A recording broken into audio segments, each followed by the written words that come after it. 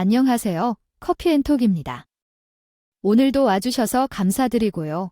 곧 사연을 읽어보겠습니다. 안녕하세요. 평소 사연을 즐겨 듣는 여성의 청자입니다. 살다 보니 제가 이렇게 사연을 남기게 되는 날도 오네요. 인생을 살다 보면 원하지 않더라도 이런저런 일들을 겪게 되는 법이라고 하잖아요. 그러나 제가 최근에 겪은 일은 워낙 상황이 심각했기 때문인지 몇 달의 시간이 지난 지금까지도 충격이 쉽게 가시질 않더라고요. 그래서 지금도 그때의 일만 생각하면 짜증이 많이 나고 저도 모르게 한숨이 나오기도 하죠. 당연히 저희 친정 부모님께서도 그 일을 겪고 나서 많이 심란해 하시고요. 저나 친정 부모님이나 아직 완전히 회복한 것은 아니지만 그래도 이곳에 제 이야기를 털어놓고 싶었습니다. 애청자님들의 응원을 받으면 응어리진 마음이 조금은 풀어지지 않을까 싶어서 사연을 남기게 되었어요. 그럼 지금부터 제 이야기 본격적으로 시작해 보겠습니다. 제 친정아버지는 과거에 은행에서 지점장으로 근무를 하셨죠. 그리고 지금은 은퇴 나이가 되면서 명예퇴직을 하여 은행을 나오신 상황이에요. 다만 성격상 은퇴를 하셨다고 해서 가만히 앉아 쉬는 분이 못 되다 보니 지금은 기업 및 노후 작은 컨설팅 업체 추천을 받고 들어가 강의와 컨설팅 진행을 맡아서 하고 계세요. 지금은 은퇴하신 후에도 본인의 일을 찾아서 하시는 친정아버지가 존경스럽고 멋있다는 생각이 들지만 사실 어릴 적에 저는 모든 상황이 싫기만 했던 것 같아요. 왜냐하면 친정아버지가 돈을 다루는 직업을 하고 있었기 때문에요. 가지고 계셔서 그런가 저희 집안은 돈 문제에 있어서 관리가 확실하고 철저했거든요. 어릴 적에 저는 친정 부모님께 용돈을 받으며 사용 내역을 작성해서 관리해야 했고 무언가를 구입해야 할 일이 생기게 되면 항상 사유까지 적어서 허락을 받아야 했어요. 그러다 보니 어릴 적에는 제 용돈인데 감시를 당하는 것 같아 정말 싫었어요. 그러나 성인이 된 후에는 친정 부모님께 감사한 마음만 만들었죠. 왜냐하면 저는 어릴 적부터 돈을 차곡차곡 모으는 것에 대한 습관화가 되어 있었고 성인이 된 후에는 남들은 가지고 있지 않은 목돈을 손에 쥐고 있었기 때문이에요.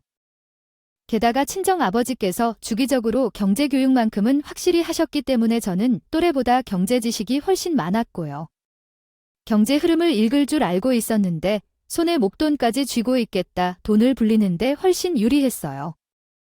그래서 저는 성인이 된 후 제가 가지고 있는 목돈을 활용해 친정아버지의 조언을 받아 투자를 진행하게 되었죠. 아빠, 나 모아놓은 돈으로 이 기업에 투자를 할까 하는데 어떻게 생각하세요?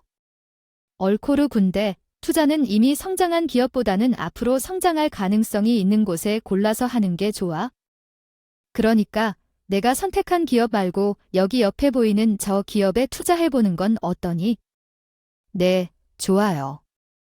아빠가 말씀해주신 기업에 투자해볼게요. 사실 경제교육은 계속 들어왔어도 실전에서 투자를 해본 경험이 많지 않아서 걱정이 이만저만 아니었어요. 그래서 친정아버지에게 도움을 요청했던 것이었고 다행히 말씀해주신 기업이 크게 성장한 덕분에 이득을 많이 볼 수 있었죠. 거의 제가 가지고 있던 돈의 3배 정도 이득을 봤거든요. 그렇게 큰 이득을 보게 될 것이라고는 생각도 못했는데 말 그대로 대박이었죠. 그래서 저는 이득을 보고 투자금을 회수한 후 이 돈을 어떻게 써야 할까 고민이 많았어요. 이득을 봤으니 다른 기업에 재투자를 해서 더 크게 불려볼까 하는 생각도 했었죠. 그러나 기업 투자를 본격적으로 하기 위해서는 전문적인 공부도 필요했고 너무 깊게 빠지면 나중에 큰일이 생길 수도 있을 것 같았어요. 게다가 매번 투자를 할 때마다 친정아버지 도움을 받을 수 없잖아요. 그래서 저는 기업 투자 대신에 건물 투자를 진행해 보기로 했죠. 여기저기 알아보고 적당한 곳에 위치한 상가 2개를 매매하게 되었어요. 물론 저도 마음 같아서는 높고 큰 건물을 매매하고 싶었죠. 하지만 저는 아직 그럴 만한 여력이 없었기에 상가 2개로 만족하기로 했어요. 그렇게 저는 상가 2개를 매매해서 하나는 임대를 주게 되었고 또 다른 하나는 평생의 소원이던 작은 카페를 열어 운영하게 되었죠. 매달 많은 임대 수익료가 들어오는 것은 아니지만 젊은 나이에 상가를 2개나 가지고 있으니 정말 행복했어요. 게다가 몸은 힘들어도 소원대로 카페까지 오픈하게 되니까 저절로 신이 나더라고요. 그래서 저는 항상 기쁜 마음으로 하루하루 열심히 살았죠. 다만 문제가 있다고 한다면 카페가 생각보다 너무 잘 되었다는 거예요. 기업들이 많이 있는 곳에 자리를 잡고 있다 보니 끊임없이 손님들이 들어왔죠. 주변에서는 무리하지 말고 아르바이트생을 몇 명 더 쓰라고 조언하셨지만 제가 친정아버지를 닮았는지 남을 쉽게 믿지 못하고 뭐든지 직접 해야 직성이 풀리는 편이라서 그것도 쉽지 않았어요. 그러다 보니 몸이 10개라도 바쁜 상황이라 계속 카페에 붙어 있어야 했어요. 그러니 연애는 생각조차 하지 못했어요. 그렇게 시간은 흘러 어느덧 제 나이는 30살이 넘어가게 되었죠. 그런데 친정아버지께서는 30살이 넘도록 연애 한 번 못하고 바쁘게 살아가고 있는 제가 안쓰러우셨나 봐요. 어느 날 친정아버지께서 연락도 없이 직접 카페에 찾아오셨더라고요. 아빠, 연락도 없이 카페까지 무슨 일이세요? 주변에서 컨설팅 있으셨어요? 아이, 그건 아니고 가만히 지금 그만 보니 너무 답답해서 왔다. 아니, 너 주말에 시간 좀 내서 선 좀 봐라. 네, 아빠, 뜬금없이 손해라니요. 요즘 30살에 선 보는 사람이 어디 있어요? 아빠랑 친하게 지내는 현웅이 아저씨 알지? 그 아저씨 아들도 너랑 나이대가 비슷한데. 아이 착하고 직업도 괜찮아. 이 애비 소원이니까 딱 한 번만 나가보면 안 되겠냐? 내가 평생 노처녀를 살까봐 그래서인지 친종 부모님께서는 이러다가 제가 정말 혼기를 놓치고 시집을 못 가게 될까 봐 걱정을 많이 하셨어요. 그 마음을 앓고 있었기 때문에 저는 아무리 싫어도 조언이라는 친정 부모님의 말씀에 따라 선자리에 나아갈 수밖에 없었죠. 그렇게 저는 약속 날짜에 맞춰 제 발로 선자리에 찾아갔고 상대방을 만날 수 있었어요. 처음에는 뭐 큰 기대감이 없었는데 막상 나가서 만나보니 생각했던 것보다 사람이 너무 괜찮더라고요. 상대방은 큰 회사에 다니고 있는 사람이었고 친정아버지 말씀대로 굉장히 착하고 순해 보였죠. 그날 저희 두 사람은 그 자리에서 이런저런 이야기들은 나누게 되었고 서로에 대한 관심이 생겨 몇 번 더 만나게 되었어요. 그리고 5번째 만나게 되었던 그날 저희 두 사람은 진지한 관계로 발전하게 되었죠. 그렇게 저희 두 사람은 본격적으로 연애를 시작하게 되었고 약 1년 만에 결혼까지 결심하게 되었어요. 당연히 양가 부모님의 주선을 통해 만난 것이었기에 큰 반대는 없었죠. 그리고 결혼 준비도 큰 문제 없이 일사천리로 진행되었어요. 애초에 친정아버지와 시아버지께서 친밀한 사이였기 때문에 서로의 경제 사정을 너무 잘 알고 있었죠. 그래서 양보할 건 양보하고 받을 건 받기로 합의를 본 후 차근차근 결혼 준비를 해나갔어요. 다만 친정에서는 제가 외동딸이다 보니 가능하다면 이것저것 좋은 것들로 신혼집을 채워주고 싶어 하셨죠. 하지만 저희 두 사람은 결혼 전부터 신혼집과 혼수 가전들을 모두 반반씩 부담하기로 이미 합의를 본 상황이었어요. 그래서인지 친정 엄마는 옆에 붙어서 하나씩 다 챙겨주고 싶었다며 굉장히 아쉬워하셨죠. 그렇게 시간이 지나 어느덧 상견례 날짜가 다가오게 되었고 저는 친정 부모님을 모시고 참석을 하게 되었어요. 그런데 친정 엄마는 혼수 문제가 내심 아쉬우셨나 봐요. 식사를 하던 중에 신혼집과 혼수 이야기가 지나가듯 나오게 되었는데 이때다 싶으셨는지 조심스럽게 이야기를 꺼내시더군요. 저희 부부는 일생에 한 번 치르는 자식 결혼이라 부담이 되더라도 그래도 혼수만큼은 제대로 해주고 싶네요. 물론 그러시겠지요. 하지만 애들 결혼시키는데 몇백 들어가는 것도 아니고 못해도 천에서 단위의 돈이 들어갈 텐데 자동깨만 그 짐을 지게 할 수는 없습니다. 아이, 그러면 이렇게 하시죠. 시아버지께서는 친정엄마의 이야기를 듣고 나서 신혼집을 구할 때 들어가는 돈을 더욱 보태시겠다고 말씀하셨죠. 원래는 반반씩 부담하기로 되어 있었지만 친정집에서 신혼집 혼수가전을 채워 넣어주신다고 하니 그곳에 들어가는 돈을 신혼집에 보태는 게 맞는 것 같다고 하셨어요. 그렇게 신혼집 가구는 친정집에서 신혼집에 들어가는 돈 3분의 2 정도는 시댁에서 부담하는 것으로 원만하게 합의를 볼 수 있었죠. 사실 저나 친정 부모님이나 시댁 측에서 이렇게 말씀하실 줄은 전혀 예상 못했어요. 아무래도 남편이 큰 기업에 다니고 있지만 직급이 높은 게 아니었고 시댁의 경제적인 사정은 저희 집에 비해 좋지 않은 편이었거든요. 그래서 친정엄마가 좋은 혼수를 들여놓고 싶다고 이야기하실 때 싫다고 반대하거나 돈 아꼈다고 좋아하실 줄 알았어요. 그런데 예상외로 먼저 집값을 조금 더 부담하시겠다며 흔쾌히 이야기를 해주시니 놀랄 수밖에 없었어요. 덕분에 저는 친정엄마 그리고 남편과 함께 여기저기 돌아다니면서 혼수를 하나씩 골랐죠. 친정엄마는 하나부터 열까지 꼼꼼하게 잘 챙겨주셨어요. 얘들아, 와서 이 냉장고 좀 봐봐. 사이즈 보니까 니들 신혼집에 딱 한 맞게 들어가 있고 같은데 색상도 여러 가지 선택할 수 있다고 하니까 집 분위기에 맞춰 줄 수도 있고. 나는 이게 좋을 것 같다. 니들이 목이 어떠니? 아이 엄마, 이건 너무 비싸. 이제 막 시작하는 신혼부부가 굳이 이렇게 비싼 걸로 시작할 필요는 없을 것 같은데. 이렇게 비싼 것들은 나중에 우리가 애를 낳거나 이사라도 하면 그때 알아서 바꿀게. 그냥 적당한 금액의 제품으로 고르죠. 그래요, 장모님. 이건 저희가 생각하고 있던 금액보다 훨씬 비싸요. 저희는 그냥 기본적인 양문형 냉장고도 괜찮아요. 나는 이왕 해주는 거 좋은 것들로 들여놓고 싶어서 그러지. 비싸도 괜찮으니까 원하는 걸로 골라봐. 냉장고, 세탁기, 이런 것들은 한번 구매해 놓으면 못해도 5년은 써야 하잖아. 아빠도 비싸도 좋은 걸로 해주라고 하셨어. 친정엄마는 저희 신혼집에 최대한 좋은 것들로 넣어주시려고 하셨어요. 그러나 저희 두 사람은 생각보다 비싼 혼수 가정 가격에 깜짝 놀라게 되었죠. 친정엄마를 말리려고 했어요. 구형 제품도 괜찮다고 하면서 친정 부모님 부담을 덜어드리려고 했죠. 그러나 엄마는 하나뿐인 딸을 시집 보내면서 어떻게든 좋은 것들을 사주고 싶으셨는지 고집을 부리셨고 결국 저희 두 사람은 감사한 마음으로 받게 되었어요. 덕분에 저희 두 사람은 새 아파트에 좋은 가전들을 훈수로 들여놓고 입주를 할 수 있게 되었죠. 그렇게 저희 부부는 얼마 후 결혼식을 올리게 되었고 짧은 신혼여행을 마친 후 본격적으로 신혼생활을 시작하게 되었어요. 아무래도 연애 기간이 짧아서 그런 것인지 저희 두 사람은 알콩달콩 미래계획을 세우며 한창 신혼의 재미를 맛볼 수 있었죠. 게다가 서로 조심하는 게 많아서 싸울 일도 많지 않았어요. 그렇게 결혼한 지 약 한 달 정도가 지나던 시점이었어요.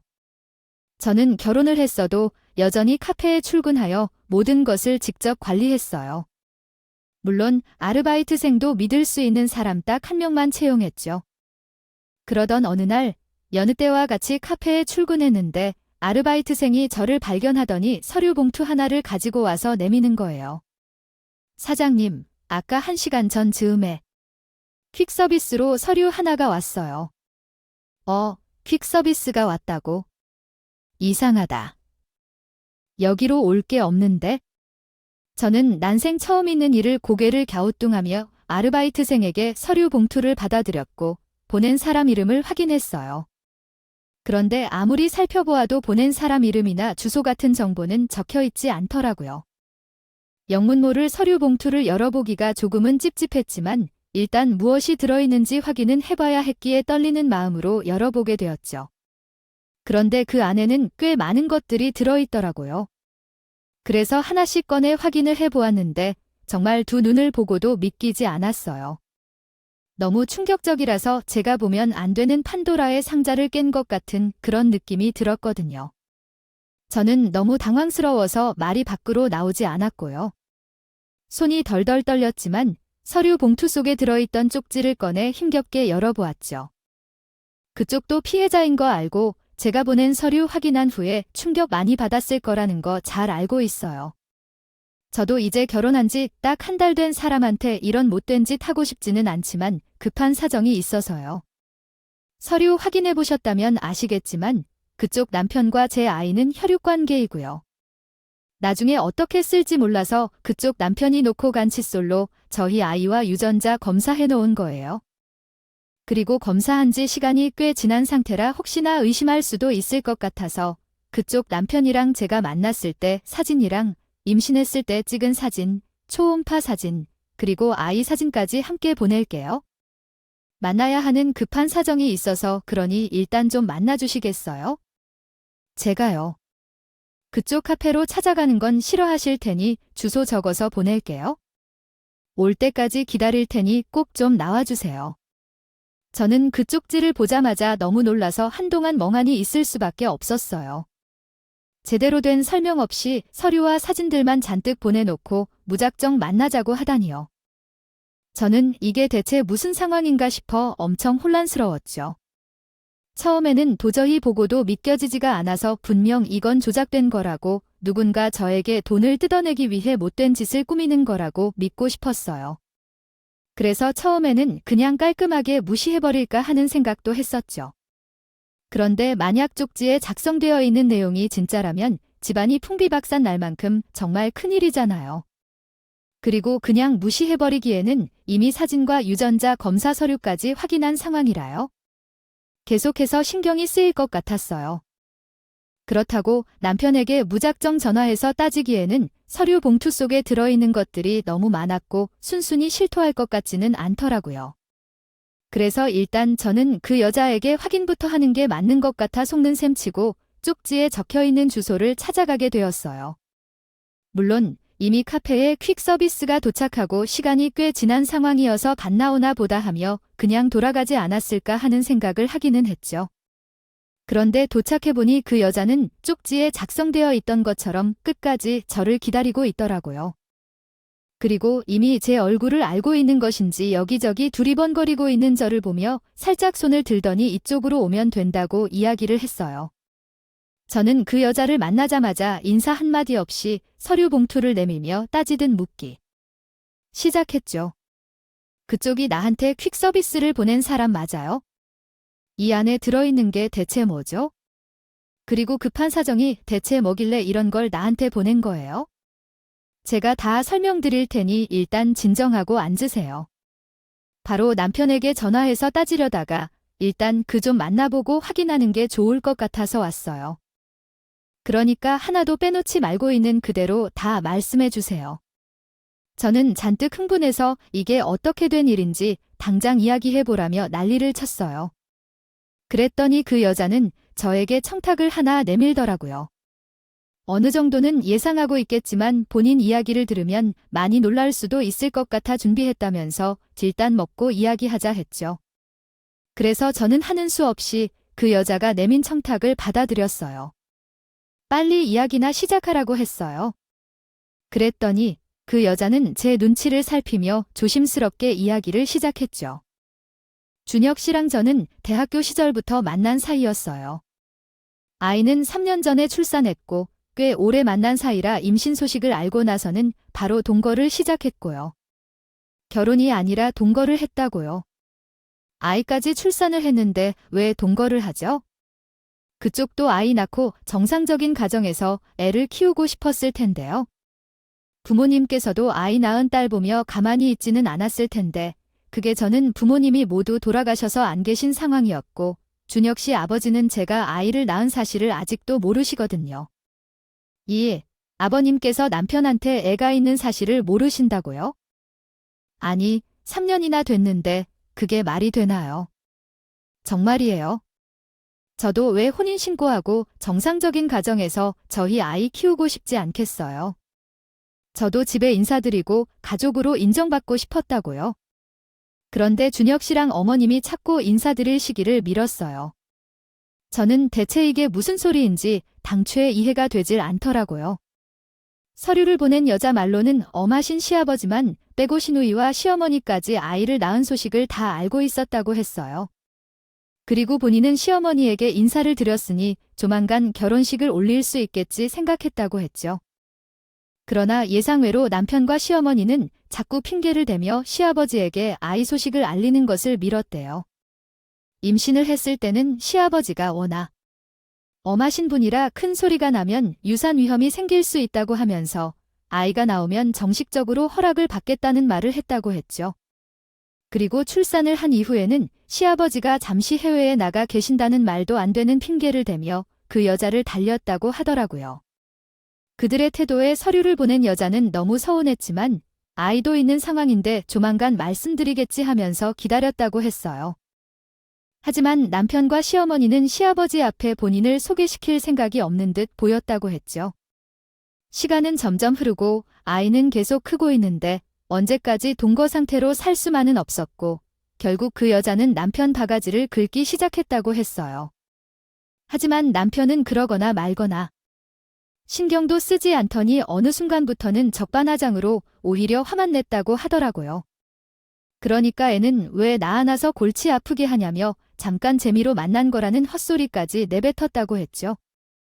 그 말에 그 여자는 화가 머리끝까지 났고 무작정 시댁에 찾아가려고 했대요. 하지만 본인이 아이를 데리고 시아버지를 찾아가려 시도를 할 때마다 어떻게 알았는지 시댁 식구들이 쫓아와 번번이 막아섰다고 하더라고요. 그리고 그때쯤 남편은 그 여자에게 헤어지자고 하면서 통보를 했던 거죠. 그 여자는 남편의 말에 어이가 없어서 설마 시아버지에게 인사시키기 싫어 헤어지자는 소리를 하는 거냐며 따졌다고 했어요. 하지만 그 여자는 예상치 못한 대답을 들었다고 했죠. 그건 바로 남편이 부잣집 여자와 결혼하게 되었다는 이야기였다고 했어요. 설마 지금 남편이 말한 그 부잣집 여자가 바로 저예요. 시계를 보면 아마도 그쪽이 맞는 것 같은데요. 그럼 남편은 저를 사랑해서 만난 게 아니라 돈 때문에 만났다는 말이네요. 저는 그 여자의 말을 듣고 어이가 없어서 헛웃음만 나왔어요. 그리고 남편에 대한 배신감이 치밀어 올랐어요. 매일 같이 저를 보며 사랑한다고 이야기를 했는데 그 말이 저에게 했던 말이 아니라 돈한테 했던 말이라는 거잖아요. 저는 그 여자에게 남편의 말을 듣고 바로 받아들인 거냐고 물었죠. 그랬더니 그 여자는 아이까지 했는데 설마 쉽게 받아들였겠냐고 왜 남편 바짓가랑이를 붙들고 가지 말라며 빌었다고 하더라고요. 하지만 남편은 들은 척도 하지 않고 바짓가랑이를 붙은 본인의 손에 뿌리친 후 집을 나갔다고 했어요. 그러나 그 여자는 아이를 위해서라도 포기할 수가 없었고 이틀 동안 남편에게 연락을 하면서 마음을 돌리기 위해 노력했다고 했죠. 하지만 남편의 반응은 한결같았다고 했어요. 게다가 나중에는 아예 본인 전화번호를 차단까지 했대요. 결국 그 여자는 남편과 연락이 닿지 않자 시아버지에게 찾아가 도움을 요청할 생각을 하게 되었던 거죠. 그러나 그때쯤 남편과 시어머니 그리고 시누이까지 집에 몰려왔다고 하더라고요. 처음에는 혹시 마음을 다시 돌린 건가라는 생각도 했대요. 하지만 남편은 본인에게 아무런 설명 없이 어떤 봉투 하나를 던졌다고 했어요. 그래서 그 여자는 이게 뭐지 하면서 여러 번 하는데 그 안에는 1,000만 원이 들어있었다고 했어요. 그래서 이 큰돈을 본인에게 왜 주냐고 설마 먹고 떨어져라고 그러는 거냐며 따지고 들었다고 했죠.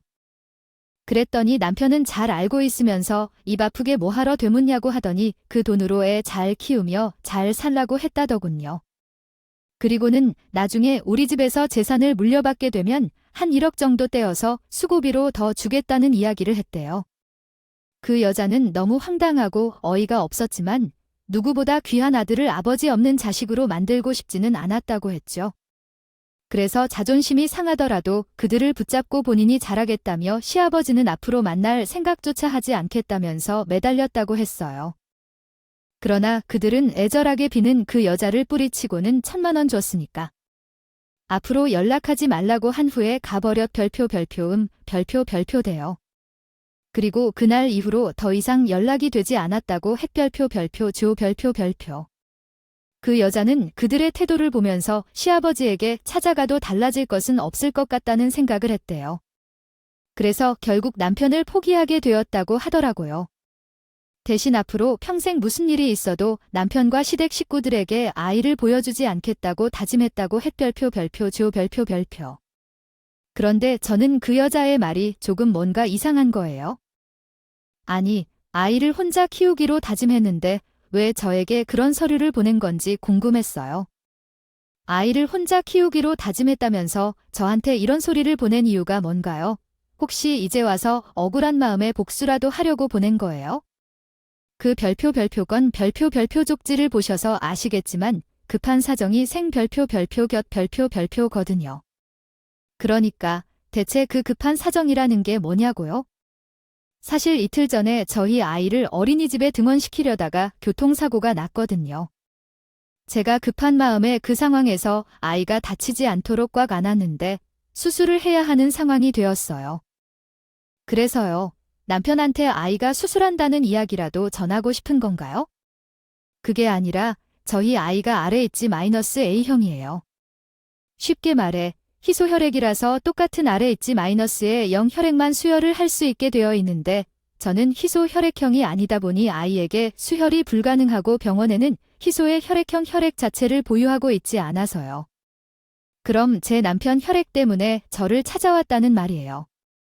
그 여자는 저의 말에 혈액 때문에 찾아온 게 맞다는 이야기를 하더라고요. 여자는 아이가 수술을 해야 한다는 소식을 듣자마자 급한 마음에 RH-J형인 남편과 시댁 식구들에게 전화를 했대요. 그러나 한시가 급한 상황인데 아무도 연락을 받지 않았다고 했죠. 그 여자는 애타는 마음에 급한 대로 인터넷에 글까지 올려가면서 희소 혈액을 찾으려고 수소문했는데 워낙에 구하기 힘든 혈액형이라 그런지 찾기도 힘들고 찾는다고 해도 바로 받을 수가 없다고 했어요. 의사 선생님 말씀이 한국에서 혈액을 구하지 못하면 RH-A형이 많은 해외에서라도 찾아와야 하는데 아이의 상태가 점점 악화가 되고 있어 기다리고 있을 여유가 없다고 했다더군요. 그 말을 듣고 나서 그 여자는 급한 마음에 남편 아는 친구에게 찾아가게 되었고 사정사정해서 저희 신혼집 주소를 알게 되었다고 했죠. 그렇게 남편 아는 친구를 통해 주소를 받은 그 여자는 정신없이 신혼집 앞까지 찾아왔다고 했어요. 하지만 무작정 초인종을 누르고 남편을 불러낼 수는 없었다고 했죠. 분명 제가 집안에 있을 텐데 그런 상황에서 대놓고 남편을 불러내며 수요를 더 안 해줄 것 같았다고 했어요. 게다가 남편은 무작정 쫓아간다고 해도 쉽게 만나주지 않을 사람이라는 것을 알고 있었기에 다른 방법을 찾는 게 더 빠르겠다는 생각을 했대요. 그래서 저희 집 앞에서 하루를 꼬박 세운 다음에 다음 날이 되자 제 뒤를 쫓았고 커피숍을 알게 되었다고 했죠. 그리고 저에게 부탁이라도 해보려고 그런 서류를 보냈다고 하더라고요. 그 여자는 제 앞에 모든 것을 털어놓으면서 이런 부탁을 하는 본인이 미울 수도 있겠지만 제발 한 번만 도와달라고 죄 없는 아이는 살려야 하지 않겠냐며 빌고 또 빌었어요. 저는 어떻게 결혼한 지 한 달 만에 이런 일이 있을 수 있나 싶었죠. 그리고 이런 상황에서 제가 어떻게 반응을 해야 할지 모르겠더라고요. 저는 남편과 시댁 식구들의 숨겨진 모습에 정말 기가 막히고 어이가 없었지만 일단은 한시가 급한 상황이니 그 여자 번호를 받아 서류를 챙겨 들고 집으로 들어갔어요. 그리고 남편에게 일찍 들어오라고 문자를 하나 보내놓았죠. 그런데 집에 도착한 지 얼마 되지 않아서 남편에게 전화가 한 통 오더군요. 여보, 미안한데 이틀간 집에 못 들어갈 것 같아. 왜 나 오늘 당신한테 할 말 있는데 오늘 출근하자마자 급히 지방에 출정했어. 미리 얘기했어야 하는데 정신없이 일 처리를 하다 보니 틈이 안 났네. 전화를 와도 들을 테니까 할 말 있으면 얼른 해. 남편은 할 말 있으면 전화로라도 이야기하라고 했지만 저는 와서 이야기를 하자고 한 후 전화를 끊었어요. 아무래도 전화로 할 이야기는 아닌 것 같았거든요. 게다가 본인 아이 이야기를 하게 되면 남편이 급한 마음에 숨어버릴 수도 있지 않겠어요? 물론 본인 아이 상태가 좋지 않다고는 하지만 제가 전화로 이야기한다고 해서 남편이 이 소식을 듣고 바로 달려올 것 같지는 않았죠. 그래서 저는 이틀 뒤 집에서 얼굴을 보고 이야기하는 것이 좋겠다고 생각했어요. 그렇게 저는 이틀 동안 아무것도 하지 못한 채로 시간을 보내야 했죠. 그리고 남편이 출장을 마치고 오는 날, 저는 아르바이트생에게 커피숍 마감을 맡기고 집에 일찍 들어가게 되었어요. 아무래도 그 여자에게 계속 연락이 오는 것을 보아 정말 상황이 급박해 보였거든요. 그래서 남편이 집에 들어오는 대로 바로 이야기한 후 병원으로 달려가게 만들 생각이었죠. 그런데 퇴근 후 집에 들어가 보니 뭔가 이상하더라고요. 친정에서 해주신 비싼 가전들이 싹 없어지고 금방이라도 고장이 날 것 같은 구형 가전들이 설치되어 있었거든요. 그래서 처음에는 정신이 없어 남의 집에 잘못 들어간 줄 알고 급하게 현관으로 나가 호수까지 확인했어요. 그런데 아무리 확인해봐도 저희 집에 맞더라고요.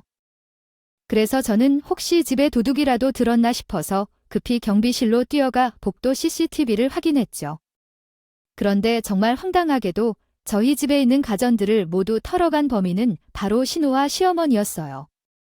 대충 상황을 보니 집들이를 하면서 집에 오셨을 때 아파트 입주 후 서랍에 넣어놓은 카드키를 몰래 챙겨간 듯 보였어요.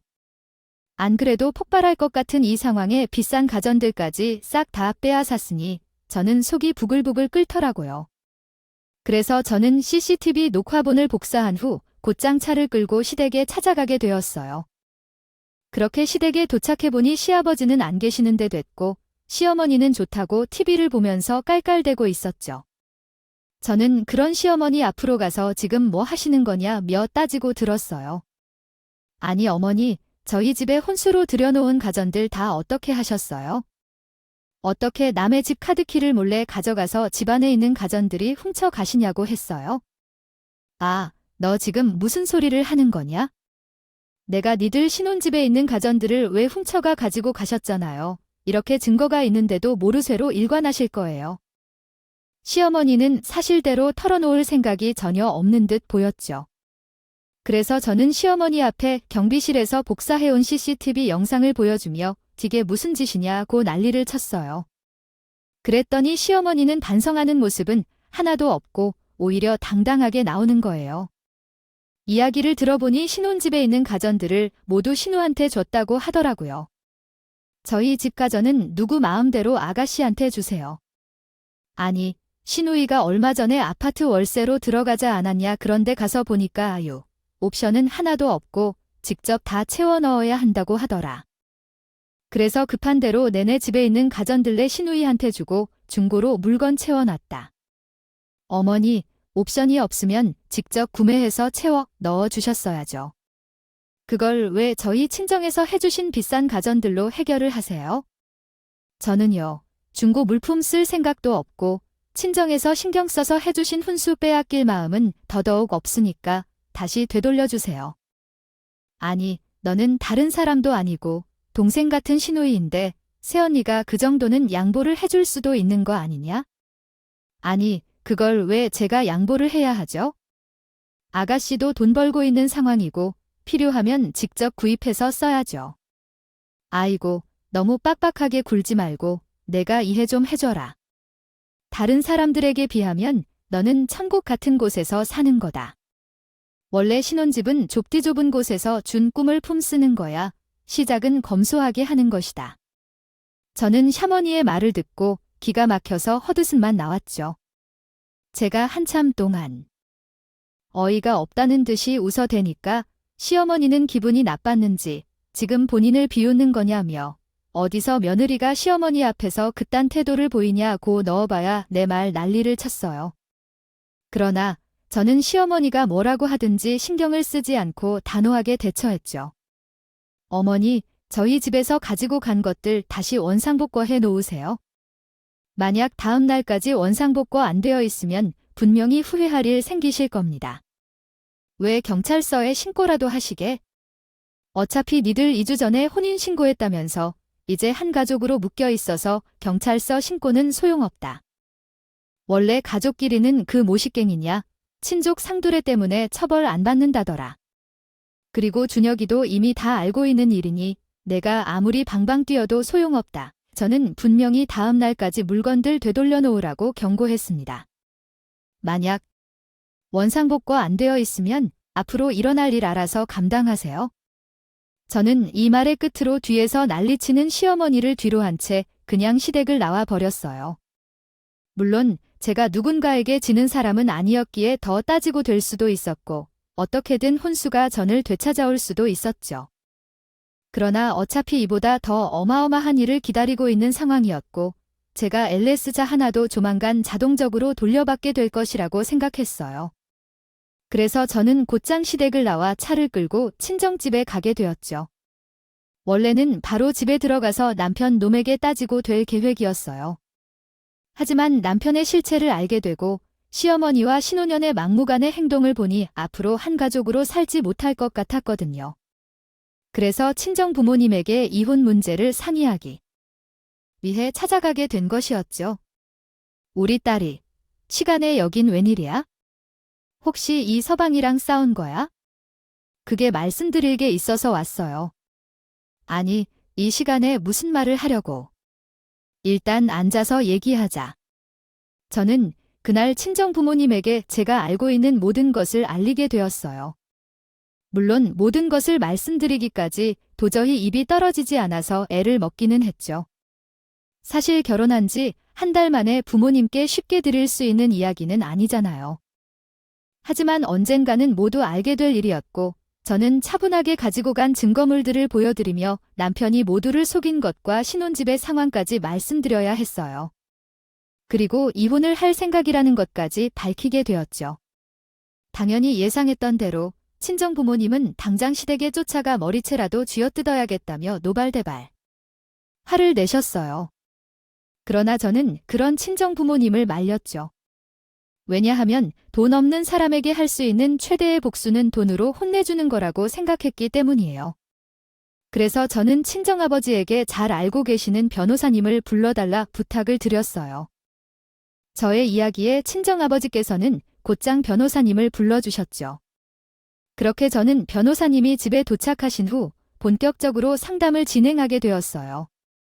변호사님과 상담을 해보니 저는 소송이 가능할 것 같다고 하시더라고요.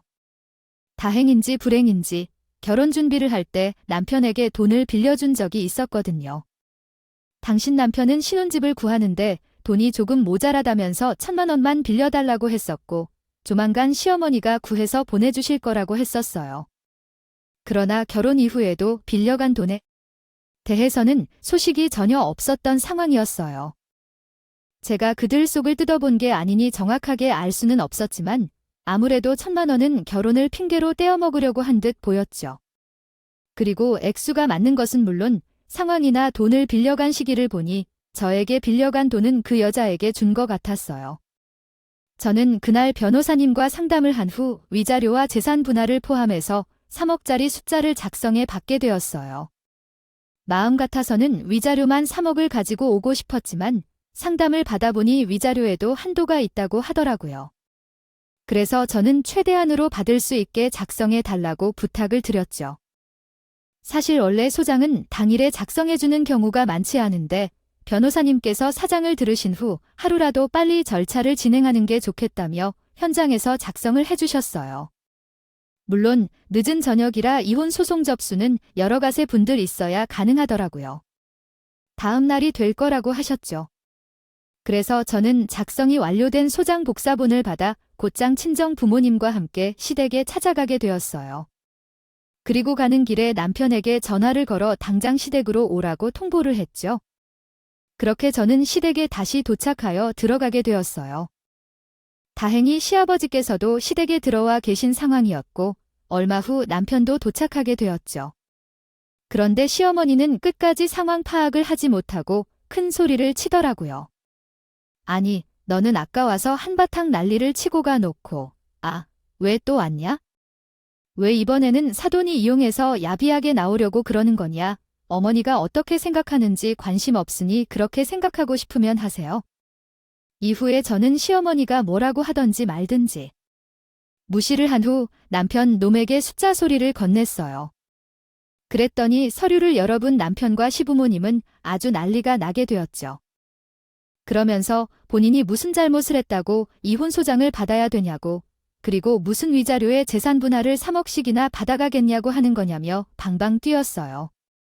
그러자 친정 부모님께서는 지금 니들이 할 말이 있냐고 하더니 곧장 남편은 멱살과 시어머니 머리채를 잡기 시작했죠.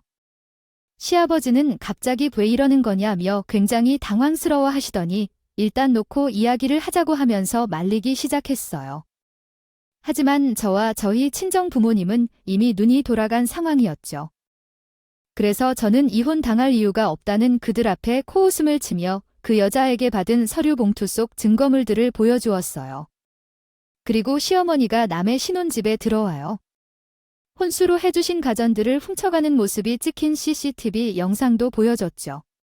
그렇게 모든 증거물들을 확인하신 시아버지께서는 어떻게 이런 짓을 할 수 있냐며 크게 노발대발 하셨어요. 그리고 친정 부모님과 저에게 진심으로 사과를 하셨죠. 영지야, 내가 미안하다. 내가 식구들을 잘못 가르쳤어. 내가 어떤 선택을 하든지 우리는 그 선택에 따르마 아이. 다른 사람 몰라도 현웅이 너는 자식 교회 확실하게 시켰을 거라 믿었는데 정말 실망이다. 솔직히 후회가 많이 되네. 괜히 억지로 선을 보게 만들어서 내 딸을 내 손으로 이혼녀를 만들게 생겼으니. 형님 아니, 사돈. 정말 죄송합니다. 진심으로 사과드릴게요. 저는 그 자리에서 당연히 이혼을 할 거라며 통보를 했고 예정대로 소송을 통해 진행하겠다고 했어요. 당연히 남편 놈은 잘못했다고 매달렸지만 저는 그냥 뿌리치고 친정 부모님과 함께 시댁에서 나오게 되었죠. 그렇게 다음 날이 되었고 남편과 시어머니 그리고 시누이는 친정집까지 쫓아왔어요. 그리고 저와 친정 부모님 앞에서 무릎까지 꿇고 싹싹 빌기 시작했죠. 영지야, 내가 미안하다. 내가 이렇게 싹싹 뺄 테니 위자료랑 재산 분할래? 육수만 좀 죽여다오. 여보, 내가 잘못했어. 당신도 알잖아. 내가 진심으로 사랑한 사람은 당신이야. 사람 같은 소리 하고 있네? 너는 나를 사랑한 게 아니라 우리 집 돈을 사랑한 거잖아. 그리고 나한테 용서받고 싶으면 일단 내 애부터 살리고 와. 남편의 동거녀 했던 그 여자 때문에 그들의 추잡한 얼굴을 알게 되었으니 일단 아이부터 살리려고 했어요. 남편도 이래저래한 이야기를 듣게 됐는지 지혜한테 수혈을 해주고 용서를 해달라며 시어머니를 데리고 다시 찾아왔더군요. 친정 부모님께서는 저기가 어디라고 찾아오냐며 노발대발하면서 그들을 쫓아내려고 하셨어요. 그러나 그들은 어떻게든 버티면서 가전은 모두 돌려줄 테니 위자료와 재산 분할 액수만 조정해 달라며. 하지만 저는 그들에게 저차피 가전은 모두 돌려받게 될 건데 왜 금액을 조정해줘야 하냐며 친정 부모님과 함께 그들을 쫓아냈어요. 그렇게 저는 그날 이후 남편과 소송을 통해 이혼을 하게 되었어요. 그리고 저는 천만다행으로 재판 결과에 따라 재산 분할과 위자료를 합쳐서 3억이라는 돈을 받을 수 있게 되었죠. 당연히 가전도 회수할 수 있게 되었고요. 그러자 이전 시어머니는 아주 벼룩의 간을 떼어먹으라며 난리를 쳤지만 저와 친정 부모님은 그러거나 말거나 신경 쓰지 않았어요. 어차피 판결이 났는데 그들이 이제 와서 뭘 할 수 있겠어요? 그렇게 전 남편은 저에게 모든 것을 빼앗기게 되었어요. 그런데 더 황당한 게 뭔지 아세요? 전 남편 놈이 분명히 저한테 본인 아이에게 수혈을 해줬다고 용서를 해달라고 했잖아요. 알고 보니 그 말도 거짓이었더라고요. 어쩐지 전 남편 동거녀에게 연락이 없었어요. 결국 그 여자는 저희 두 사람이 이혼 소송을 진행한다는 소식을 듣자마자 곧장 시아버지에게 쫓아가서 아이 좀 살려달라며 빌었다고 하더라고요. 덕분에 전 남편은 시아버지 손에 머리채가 잡힌 채로 끌려가서 본인 손으로 버린 자식에게 혈액을 나눠줘야 했죠? 뭐 당연한 일이지만요.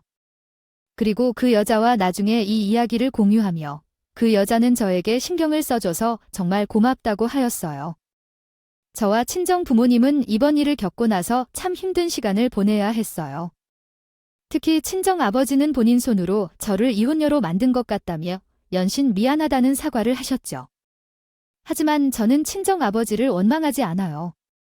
친정 아버지가 손절을 권한 것은 맞지만 결국 결혼을 선택한 것은 제 자신이잖아요. 사실 아직까지는 이혼의 충격이 심한 편이에요. 하지만 열심히 살아가다 보면 이번 일도 웃으며 이야기할 수 있는 과거의 한 조각이 되는 날도 찾아오겠죠. 그래서 저는 쉽지 않겠지만 앞으로 친정 부모님 모시고 열심히 제 일하면서 살아가 보려고 합니다. 애청자님들께서도 제가 지나간 일을 툴툴 털어버리고 힘차게 시작할 수 있도록 응원 많이 부탁드립니다. 제 긴 글 들어주셔서 너무 감사합니다. 지금까지 커피앤토이였습니다. 오늘도 끝까지 함께 해주셔서 감사하고요. 다음 영상으로 또 찾아뵙겠습니다.